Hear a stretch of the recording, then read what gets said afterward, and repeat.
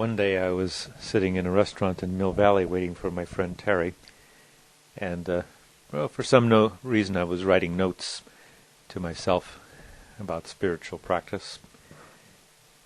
And he came in and he says, "What are you doing?" I says, "Oh, I'm just thinking about Buddha and Jesus." You know, I said, Jesus smoked cigars and Buddha drank tequila. And he says, "Oh, what a wonderful title for a book or an article." I said, yeah, it kind of gets your attention, doesn't it?"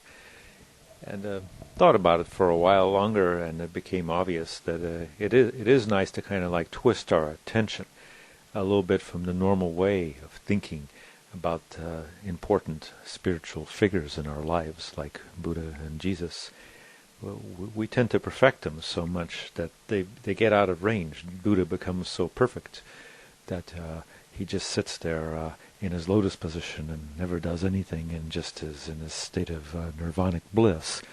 But the real Buddha had real problems like you and I.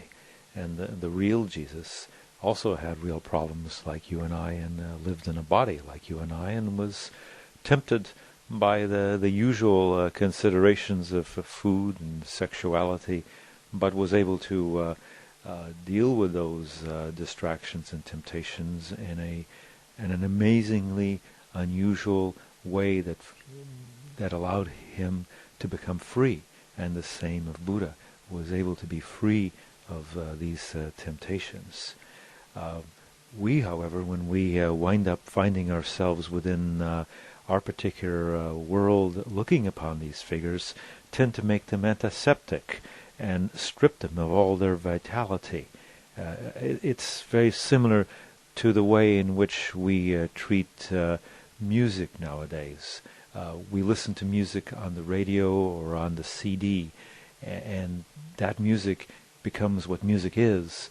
And many of us, most of us, tend to say, "Oh, I can't play music, I can't beat a drum, I can't play a flute, I can't play a guitar, because I'm not going to sound like that." And that attitude that we have toward music is what we do toward our spirituality. I can't be like that.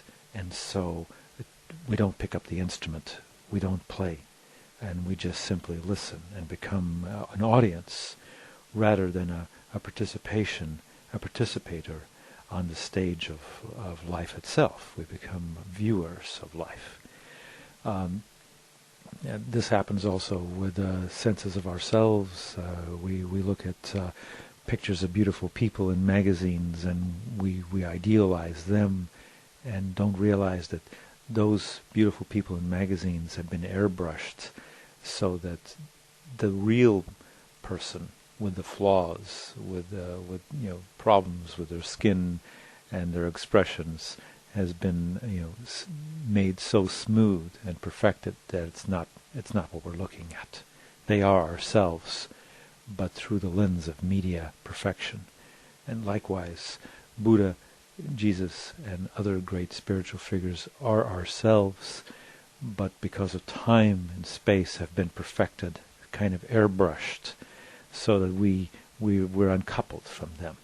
So when I say Buddha drinks tequila and Jesus smokes cigars, I'm just trying to bring some reality to the situation that they are ourselves and we are them, and we can work on this path of self-perfection to move ourselves toward enlightenment, whatever that is, which I would sometimes say toward freedom and life more abundant, whatever that is. After all, it is an ongoing journey of discovery.